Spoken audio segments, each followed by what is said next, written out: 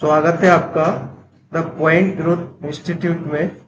इसमें आज हम 15 मई 2022 सेकंड शिफ्ट का पेपर लगाएंगे। चलिए चलते हैं प्रश्नों की ओर।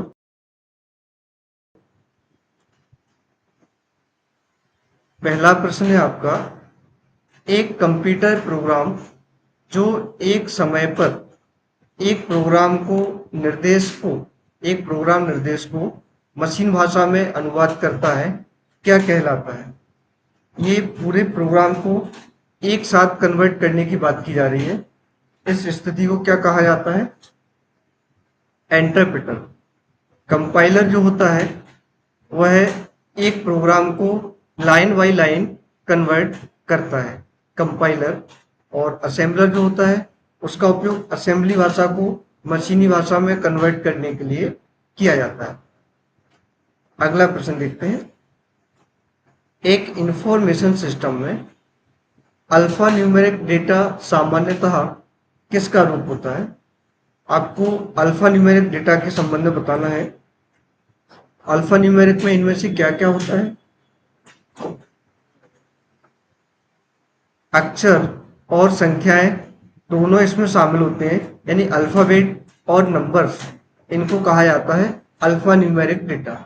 और अल्फा न्यूमेरिक की जो होती है उसका उपयोग इन्हीं टाइपिंग्स के लिए किया जाता है। अगला प्रश्न देखते हैं।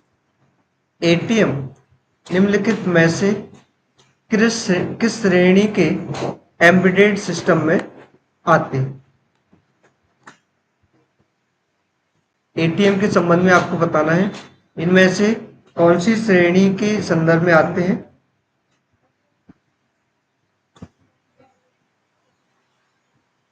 एटीएम जो होता है वह नेटवर्क सिस्टम की श्रेणी में आता है, क्योंकि एटीएम के माध्यम से आप कहीं भी किसी भी शहर में जाकर अपने अकाउंट को मैनेज कर सकते या अकाउंट से अमाउंट ट्रांसफर कर सकते।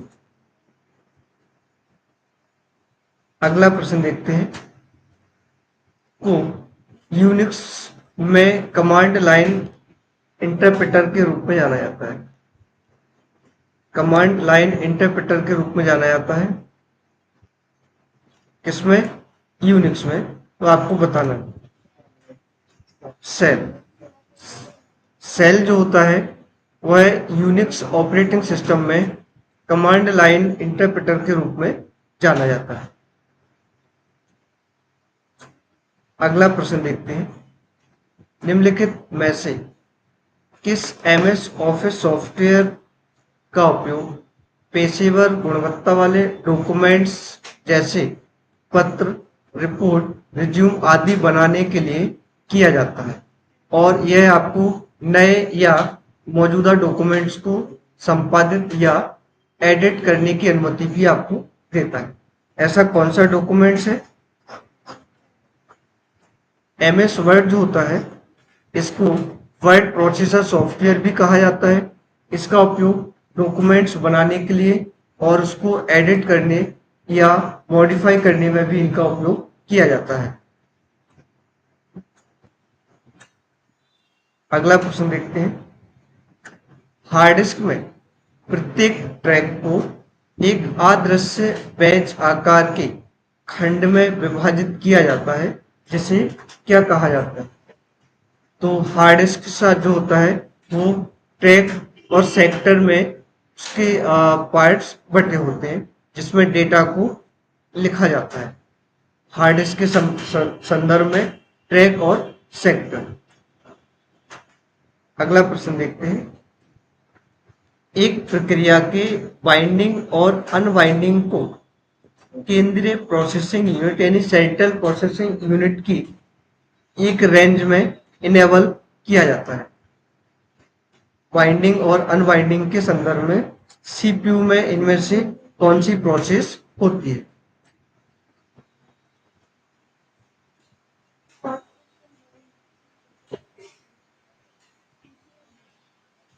प्रोसेसर एफिनिटी जो होता है वो सीपीयू में बाइंडिंग और अनबाइंडिंग के लिए उपयोग किया जाता है।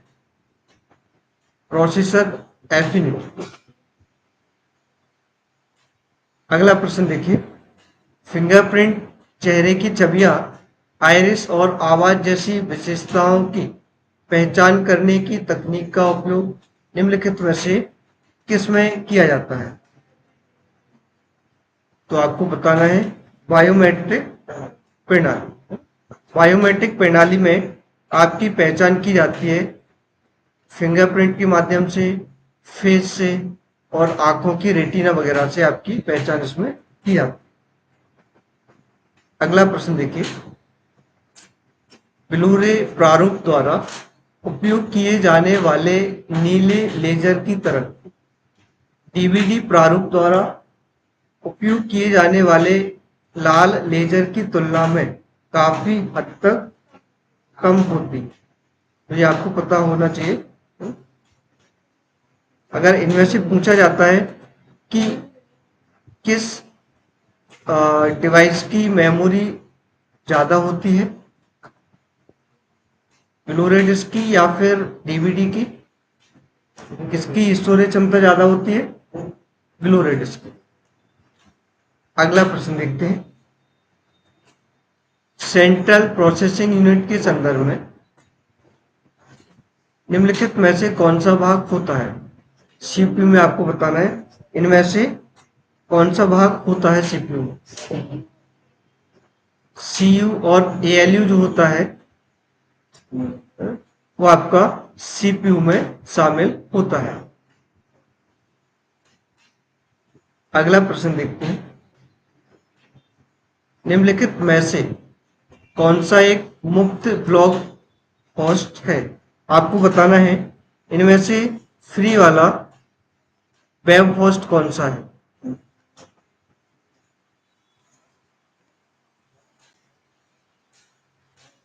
देखिए यहाँ से अगर अपन बात करते हैं फ्री वेब ब्लॉग होस्ट की बात की जा रही है, मोजिला और इंटरनेट एक्सप्लोरर तो नहीं हो सकते क्योंकि ये दोनों वेब ब्राउजर के रूप में कार्य करते हैं।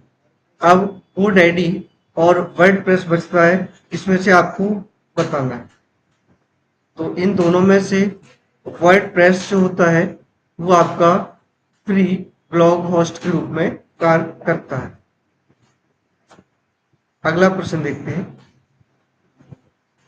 निम्नलिखित में से कौन सा सॉफ्टवेयर को इंटरफेसिंग स्तर पर एलसीडी स्थिति की जांच करने के लिए एक इष्टतम समय कुशलता के साथ देरी के कारकों पर निर्भर होने से रोकने के लिए वैकल्पिक मैकेनिज्म है?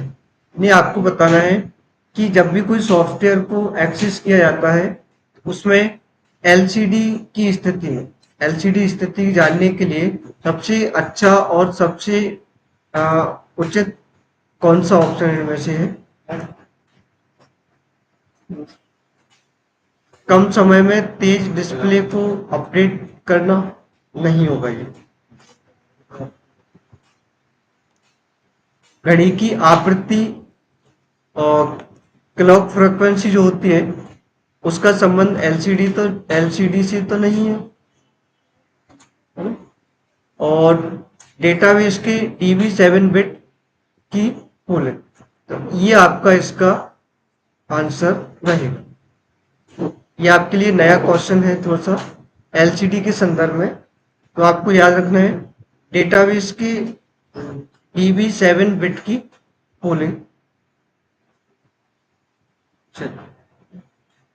अगले प्रश्न की ओर चलते हैं, एक एमबी कितने बाइट्स के बराबर होता है?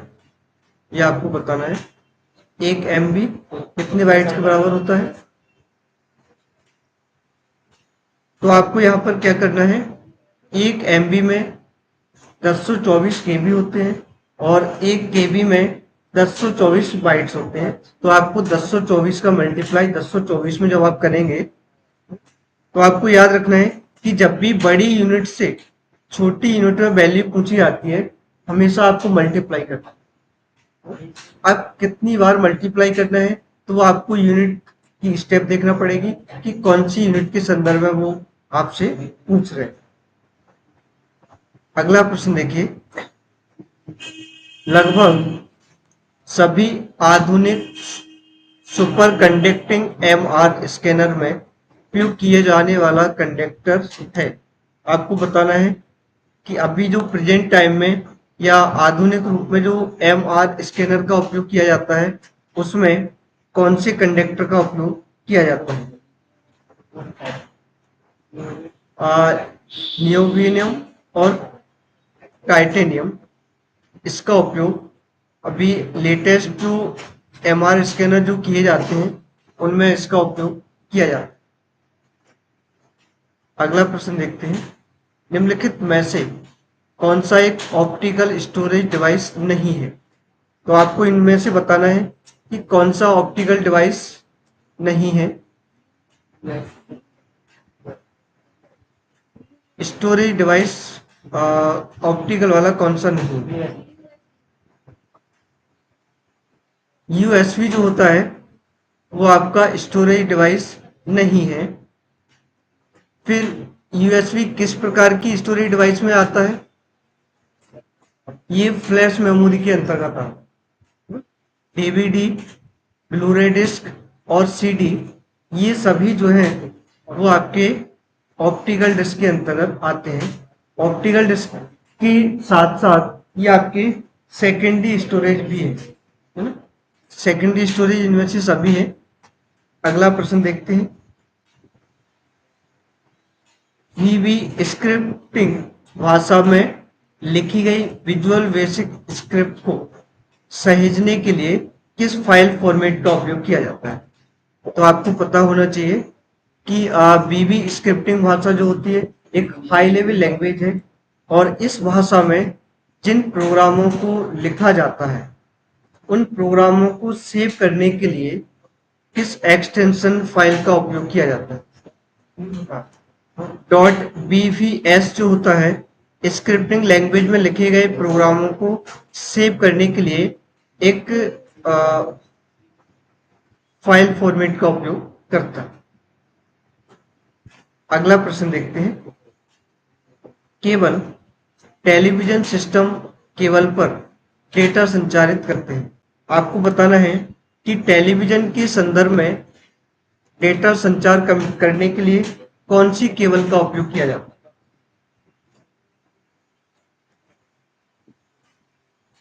आपके घर में जो टीवी लगी होती है उसमें कौन सी केबल उपयोग होती है, आपको बताना है। को एक्सियल केबल जो होती है वो ज्यादातर घरों में टीवी में चैनल्स को जोड़ने के लिए या कनेक्ट करने के लिए उपयोग की जाती है। को एक्सियल केबल जो होती है वजन में काफी भारी होती है, और इसकी जो क्वालिटी होती है, वीडियो क्वालिटी या फ्रिक्वेंसी क्वालिटी जो होती है वो काफी हाई होती है। हाँ, जब तो आपको टीवी चैनल में बिल्कुल क्लियर क्लियर चित्र दिखाई देते हैं। वजन में भी काफी हैवी होती है। चलिए पूछ सकते हैं, इनमें से कौन सी केबल सबसे वजनदार होती है। तो आपको याद रखना है वो एक्सियल केबल।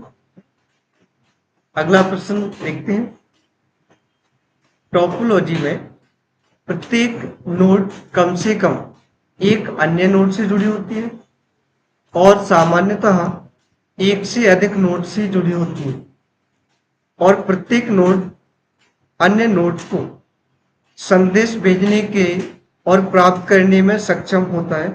आपको इस टाइप से बताना है कि कौन सा ऐसा टोपोलॉजी है जिसमें एक कंप्यूटर कम से कम एक कंप्यूटर से और दूसरे कंप्यूटरों से भी जुड़ा हो सकता है। तो किस टोपोलॉजी में एक कंप्यूटर अन्य सभी कंप्यूटर से जुड़ा होता है। Mesh topology.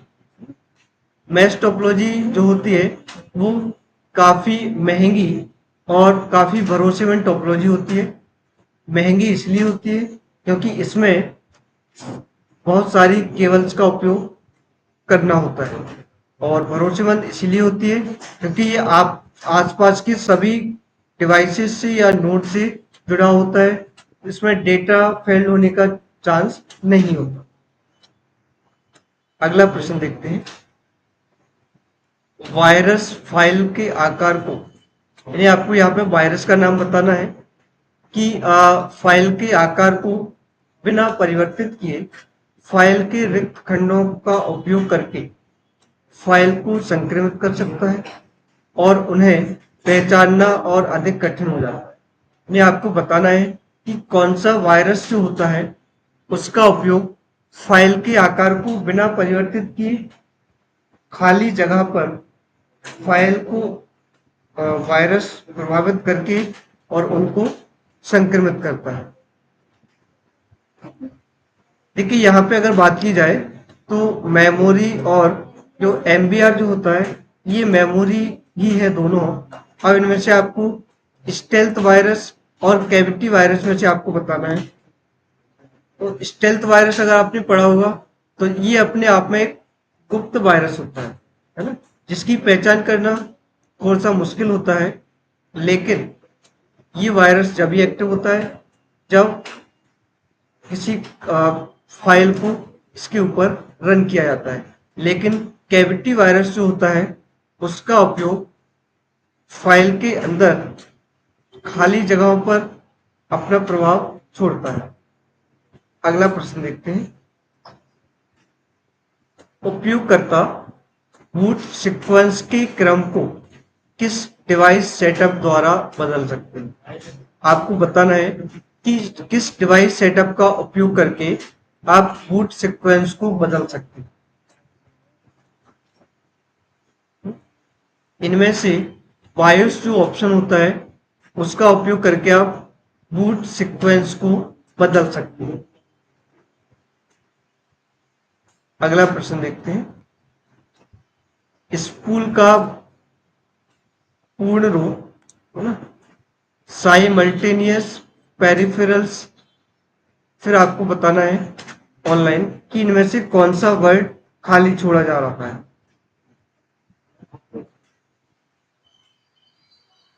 स्पूल के संदर्भ में साइमल्टेनियस पेरिफेरल्स ऑपरेशंस ऑनलाइन ये इसकी फुल फॉर्म होती है।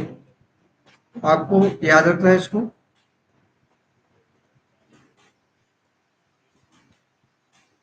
अगला प्रश्न देखते हैं।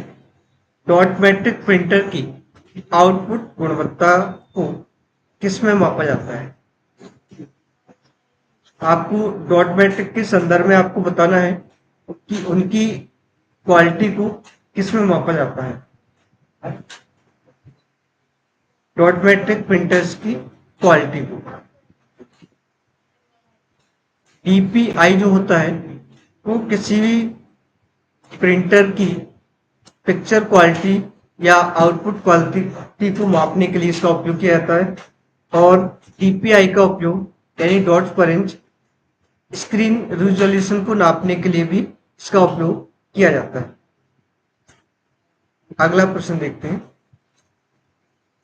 कंप्यूटर की पहली पीढ़ी में किस तकनीक का उपयोग किया गया था? वैक्यूम ट्यूब का उपयोग जो है वो कंप्यूटर की पहली पीढ़ी में इसका उपयोग किया गया था। आपको कमेंट सेक्शन में वैक्यूम ट्यूब के निर्माता या आविष्कारक का नाम आपको देना है। ट्रांजिस्टर का उपयोग किस पीढ़ी में किया गया था? सेकंड जनरेशन में। और जो एकीकृत परिपथ जो होता है आईसी इसका उपयोग तीसरी पीढ़ी में किया गया था। और वीएलएसआई जो होता है उसका उपयोग फोर्थ जनरेशन में किया गया था। और फिफ्थ जनरेशन में एआई या यूएलएसआई जिसको कहा जाता है। अगला प्रश्न देखते हैं। एक प्रतिवर्ती यानी रिवर्सल प्रक्रिया लागू करते समय कंप्रेस या संपीड़न पूरी तरह से मूल छवियों को वापस लौटाता है। मैं आपको बताना है इनमें से जब भी आप कोई रिवर्सल प्रक्रिया लागू करते हैं तो कंप्रेशन के संदर्भ है ना कौन सा कंप्रेशन मूल छवियों को वापस लौटाता है। यानी पुरानी स्थिति में जो इमेजेस थी उसी स्थिति में आपको वापस लौटाता है ये।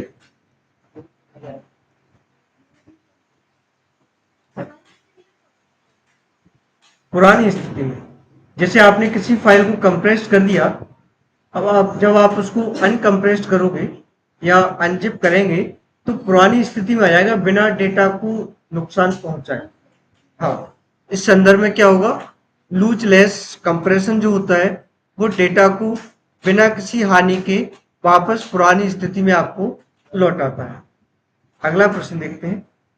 डिजिटल छवियों इमेजों के लिए हानिपूर्ण संपीड़न लूजी कंप्रेशन आमतौर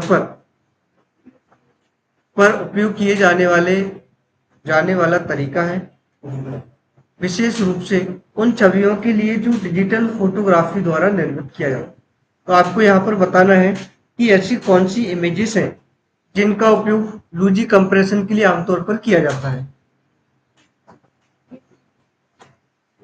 देखिए यहाँ पे पीएनजी जो होता है वो एमएस पेंट का फाइल एक्सटेंशन होता है, इसका उपयोग कंप्रेशन के लिए नहीं किया जाता। एवीआई जो होता है वो आपका एक ऑडियो फाइल फॉर्मेट होता है और MP3 भी आपका एक ऑडियो फाइल फॉर्मेट होता है। तो डिजिटल इमेजेस को कंप्रेशन के लिए जेपीईजी फाइल फॉर्मेट का उपयोग किया जाता है। आपको जेपीजी फाइल का फुल फॉर्म आपको कमेंट सेक्शन में देना है। अगले प्रश्न की ओर चलते हैं। इंटरनेट इंजीनियरिंग टास्क फोर्स दस्तावेज RFC 1918 में निर्धारित मानकों के अनुसार कुछ IPv4 श्रेणियां IANA द्वारा निजी इंटरनेट के लिए आरक्षित हैं और वैश्विक इंटरनेट पर सार्वजनिक रूप से रूट करने योग्य नहीं है। उनमें से एक 10, और आपको ये पूरा बताना है कि IPv4 के संदर्भ में लोकल एरिया नेटवर्क के लिए है ना किस आईपी एड्रेस का उपयोग किया जाता है। लोकल एरिया एड्रेस के लिए किस आईपी एड्रेस का उपयोग किया जाता है।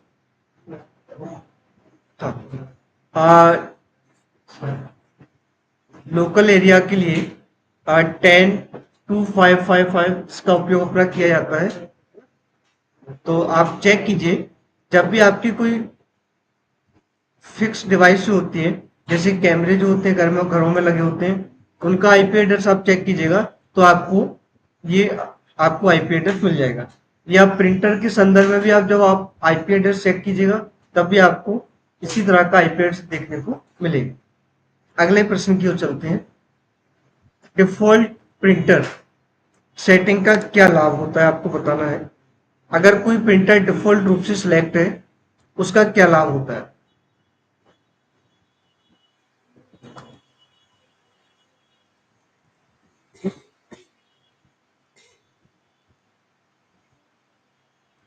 डिफॉल्ट प्रिंटर के संदर्भ में आपको बताना है।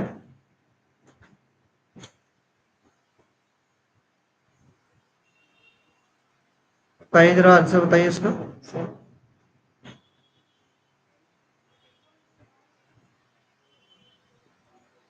अगर कोई डिफॉल्ट प्रिंटर आपके कंप्यूटर से जुड़ा हुआ है उसके संदर्भ में आपको क्या लाभ होता है।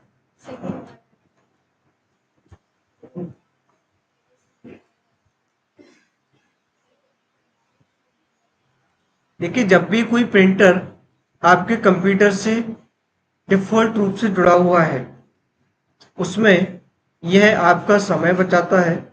मुद्रण से पहले प्रिंटर विवरण नहीं पूछता है, यानी जब आप प्रिंट करते हैं किसी डॉक्यूमेंट्स को तो बार बार आपसे ये नहीं पूछा जाता कि आपको कौन से प्रिंटर से प्रिंट करना है। इससे आपका क्या होता है, काफी समय बच जाता है। अगले प्रश्न की ओर चलते हैं। MS वर्ड 2016 में पृष्ठ क्रमांक यानी पेज नंबर प्रविष्ट करने के लिए हमें किस रिबन का उपयोग करना होगा। पेज नंबर इंसर्ट करने के लिए आपको कौन से रिबन का उपयोग करना होगा वो आपको यहाँ पर देना है।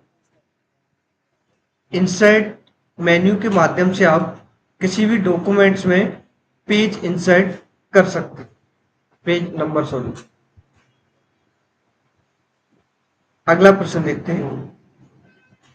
डायरेक्टरी के अंदर डायरेक्टरी क्या कहलाती है। डायरेक्टरी के अंदर अगर कोई डायरेक्टरी बनी हुई है उसे सब डायरेक्टरी कहा जाता है। और अगर यही प्रश्न फ़ोल्डर के संदर्भ में भी पूछा जाता है कि फ़ोल्डर के अंदर वाले फ़ोल्डर को क्या कहा जाता है? सब फ़ोल्डर। और डायरेक्टरी जो होती है उसको कौन सी साइन से इंडिकेट किया जाता है? कॉलन। और ये स्लैश जो होता है वो डायरेक्टरी के संदर्भ में आपका सिंबल होता है। अगला प्रश्न देखते हैं। किसी कंप्यूटर पर सूचना बदलने के लिए किस प्रकार की तकनीक होती है जिससे वह अपठनीय बना होता है? किसी कंप्यूटर पर सूचना बदलने के लिए आपको ऐसी एक मेथड का नाम बताना है जिस पर अगर आपने डेटा परिवर्तित कर दिया फिर वह अपठनीय हो जाता है, यानी उसको फिर पढ़ा नहीं जा सकता।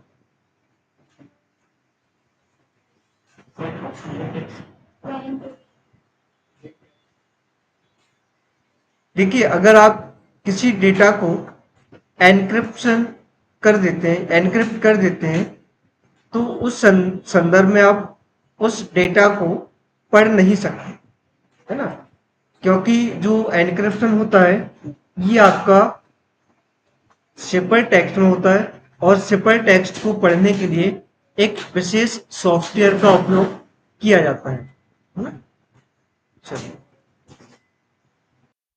डिजिटल हस्ताक्षर के लिए निम्नलिखित में से कौन सा कथन सही नहीं है? डिजिटल हस्ताक्षर के संबंध में आपको बताना है, यह प्रमाणीकरण की एक प्रक्रिया है, बिल्कुल सही है। यह किसी के हस्ताक्षर की स्कैन की हुई इमेज होती है। डिजिटल हस्ताक्षर जो होते हैं, ऑनलाइन डिजिटल सिग्नेचर होते हैं, ये किसी की स्कैन की हुई इमेज नहीं होती है। इसे जानकारी एनक्रिप्ट करके बनाया जाता है, ये भी बिल्कुल सही है। इसकी प्रतिलिपि नहीं बनाई जा सकती, इसकी प्रतिलिपि बनाई जा सकती है। इनमें से अपना स्कैन किए हुए हस्ताक्षर के संबंध में डिजिटल हस्ताक्षर के लिए ऑप्शन सही नहीं है। अगला प्रश्न देखते हैं। इलेक्ट्रॉनिक यानी ई कॉमर्स व्यवसाय मॉडल से हमारा तात्पर्य है इलेक्ट्रॉनिक ई कॉमर्स। इसमें वाणिज्य जो इंटरनेट से जुड़े कंप्यूटरों पर किए गए लेन देन पर आधारित होता है। ऐसा व्यवसाय जो कंप्यूटर से जुड़े हुए लेन देनों के लिए या ट्रांजैक्शन के लिए जिम्मेदार होता है। अगला प्रश्न है, निम्नलिखित में से कौन सा वेब ब्राउजिंग सॉफ्टवेयर माइक्रोसॉफ्ट द्वारा विकसित किया गया था? आपको बताना है इनमें से कौन सा सॉफ्टवेयर जो था माइक्रोसॉफ्ट कंपनी के द्वारा बनाया गया था।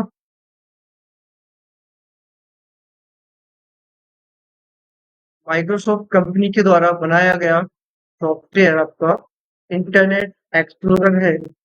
यह आपका विंडोज 7 तक के लिए डिफॉल्ट ब्राउज़र के रूप में कार्य करता है। अगला प्रश्न देखते हैं। किस टैब का उपयोग करके एमएस वर्ड 2016 डॉक्यूमेंट में सिग्नेचर लाइन को जोड़ा जाता है? आपको बताना है सिग्नेचर लाइन को जोड़ने के लिए इनमें से किस टैब का उपयोग किया जाता है?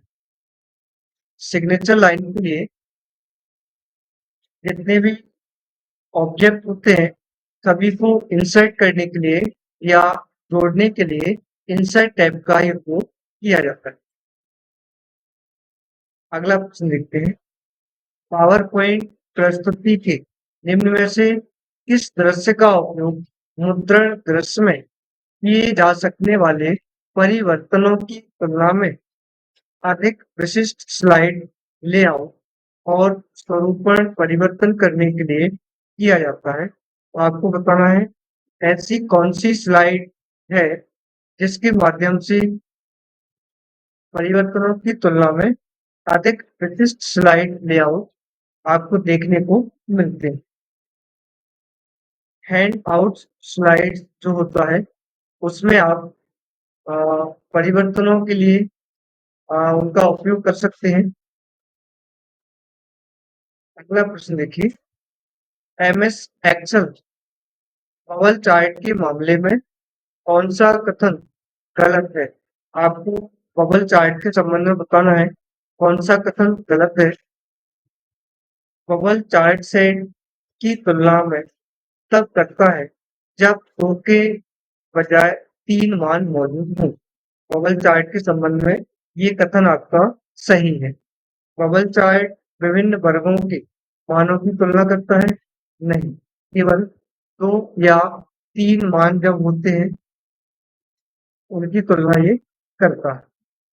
बबल चार्ट में प्रत्येक बिंदु एकल डेटा बिंदु से मेल खाता है।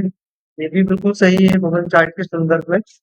बबल चार्ट के लिए डेटा तालिका का तीसरा कॉलम बबल का आकार निर्धारित करता है। ये भी बिल्कुल सही। अगले प्रश्न की ओर चलते हैं।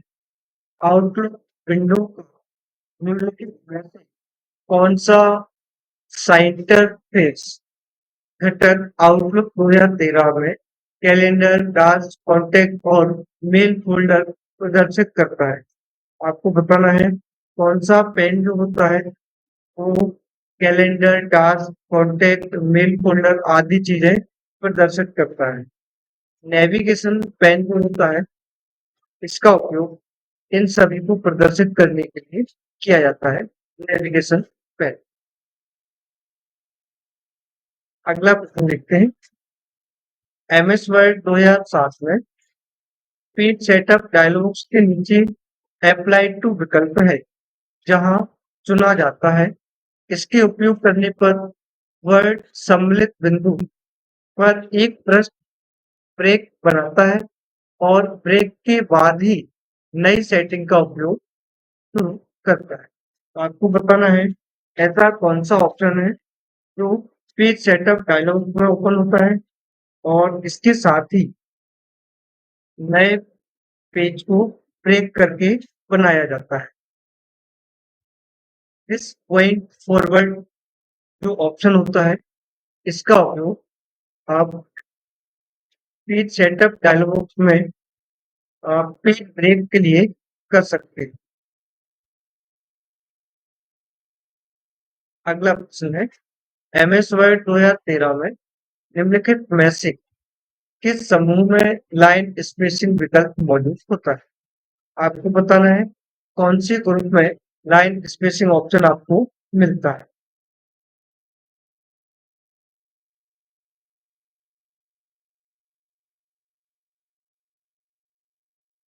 पैराग्राफ ग्रुप जो होता है उसमें आपको लाइन स्पेस साथ ही पैराग्राफ स्पेस और पैराग्राफ अलाइनमेंट से संबंधित सारी कमांड्स आपको मिल जाती है।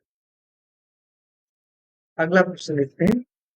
दी गई इमेज विकल्प एमएस वर्ड 2016 में रिव्यू टैब के समूह के भीतर पाया जाता है।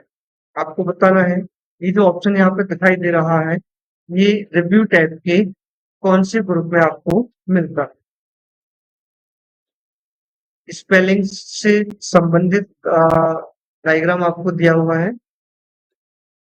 स्पेलिंग से संबंधित जो भी आपको सामग्री दिखाई देती है वो आपको प्रूफिंग ग्रुप में दिखाई देती है।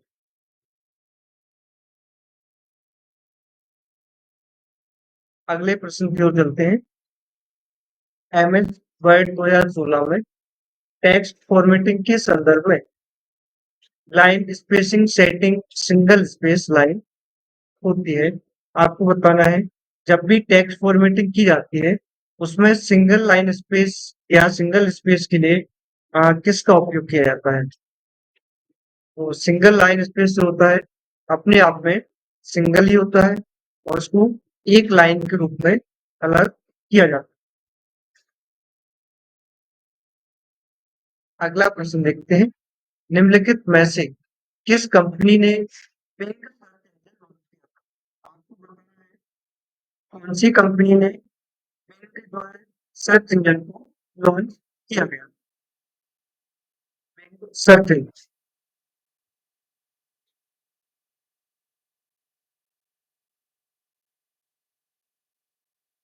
सर्च इंजन जो है वो माइक्रोसॉफ्ट कंपनी का ही है। अगले प्रश्न की ओर चलते हैं। स्तंभ मेन्यू विभिन्न स्तंभ प्रकारों को प्रदर्शित करता है, जिन्हें आप एमएस वर्ड में अपने दस्तावेज में जोड़ सकते हैं। और यह लेआउट टैब में आदेश समूह से संबंधित है।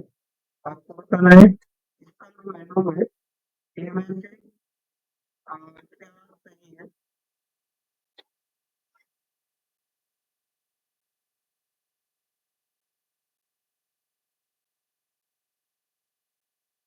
आपको बताना है स्तंभ मेन्यू यानी जो कॉलम होते हैं वो आपके लेआउट टैब के किस ग्रुप में मौजूद होते हैं। पेज कॉलम जो होता है उसका उपयोग पेज सेटअप के माध्यम से अपन बदल सकते हैं। अगला प्रश्न देखिए। फ्लो चार्ट में निम्न प्रतीक का उपयोग करके किसके लिए किया जाता है। आपको बताना है कि ये जो चार्ट आपका दिया हुआ है इसका उपयोग किस चिन्ह को प्रदर्शित करने के लिए किया जाता है।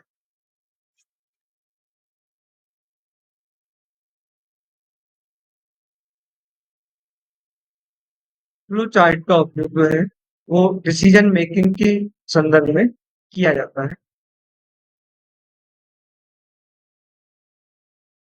अगला प्रश्न देखते हैं। एमएस वर्ड 2016 में निम्नलिखित में से कौन सा पैरामीटर फॉन्ट समूह के विकल्प किन केस में उपस्थित होता है। आपको बताना है इनमें से किन केस में कौन सा विकल्प उपस्थित होता है। किन केस के संदर्भ।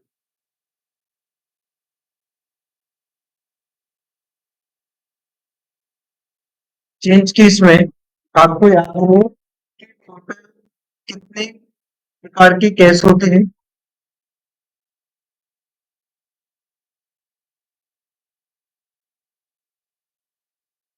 चेंज केस में sentence case, lower case, upper case, capitalise each word और टॉगल केस, ये 5 प्रकार के केस आपको देखने को मिलते हैं। अगला प्रश्न देखते हैं। दिया गया आइकन जो एमएस वर्ड 2016 में मेलिंग टैब के अंदर समूह बनाए क्रिएट ग्रुप में पाया जाता है। ये आपको बताना है ये किस ग्रुप में आपको मिलता है।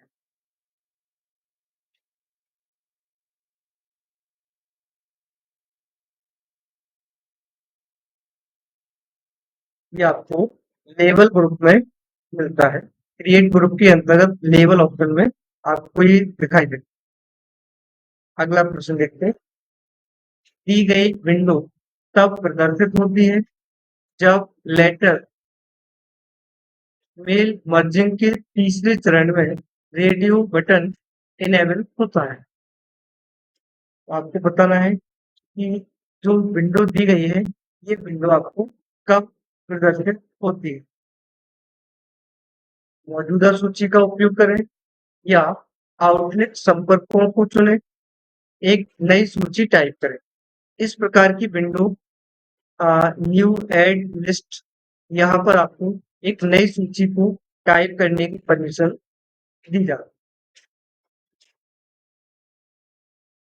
अगला प्रश्न देखते हैं। एमएस वर्ड 2016 में इस प्राप्तकर्ता को बाहर करें। एक्सक्लूड दिस रेसिपिएंट विकल्प मेल मर्ज प्रक्रिया के कौन से चरण में मौजूद होता है। आपको ये बताना है। ये जो होता है मेल मर्ज की 5वें स्टेप पर होता है। किन किन रिसिपिएंट को आपको बाहर करना है या किन किन रिसिपिएंट को आपको शामिल करना है। अगला प्रश्न देखते हैं। एमएस एक्सेल में पिवोट टेबल के लिए क्या उपयोगी है। एमएस एक्सेल में आपको बताना है पिवोट टेबल के लिए इमेज मैनिपुलेशन कार्यों का निर्माण करने के लिए या डेटा की छोटी मात्रा को समझने के लिए आधारित क्रॉस टेबुलेशन बनाने के लिए।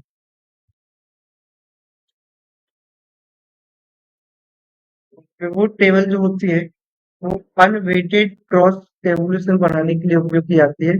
अनवेटेड क्रॉस टेबुलेशन इसके माध्यम से डेटा को काफी हद तक सॉर्ट करना संभव हो जाता है। अगला प्रश्न देखते हैं, एमएस वर्ड में कौन ऐसी संख्या, आकृति, प्रतीक या संकेतक है जो सामान्य लेखन रेखा राज से छोटे या छोटा होता है और इसे थोड़ा नीचे लिखा जाता है। जब भी एमएस वर्ड में किसी भी टेक्स्ट को सामान्य रेखाक्षर से नीचे लिखने की बात की जाती है, वहां पर सब स्क्रिप्ट ऑप्शन आपका होता है। दोस्तों आपको सब स्क्रिप्ट की शॉर्टकट की कमेंट सेक्शन में आपको देना है। सुपर स्क्रिप्ट का उपयोग थोड़ा सा ऊपर लिखने के लिए किया जाता है, सामान्य टेक्स्ट से थोड़ा ऊपर लिखने के लिए। अगला प्रश्न देखते हैं, पहचाने कि दिया गया कथन सत्य है या असत्य है। आपको यहाँ पर दो सेंटेंस दिए हुए हैं, उनमें आपको बताना है कौन सा सही है या कौन सा सही नहीं। वीडियो कॉन्फ्रेंसिंग का उपयोग करके छात्र विभिन्न स्थानों से व्याख्यान और प्रशिक्षण में भाग ले सकते हैं। बिल्कुल सही है। वीडियो कॉन्फ्रेंसिंग का उपयोग करके कोई भी छात्र लेक्चर्स और ट्रेनिंग सेंटर में भाग ले सकते हैं। वीडियो कॉन्फ्रेंसिंग अनुभव को आमने-सामने की कक्षा के समान बनाता है। बिल्कुल सही है। इसमें वीडियो कॉन्फ्रेंसिंग के संदर्भ में दोनों ऑप्शन आपके सही हैं। अगले प्रश्न की ओर चलते हैं। वीडियो स्ट्रीमिंग के दौरान जितनी तेजी से फ्रेम प्रदर्शित होते हैं, वीडियो उतनी ही सुचारू रूप से आपको दिखाई देता है।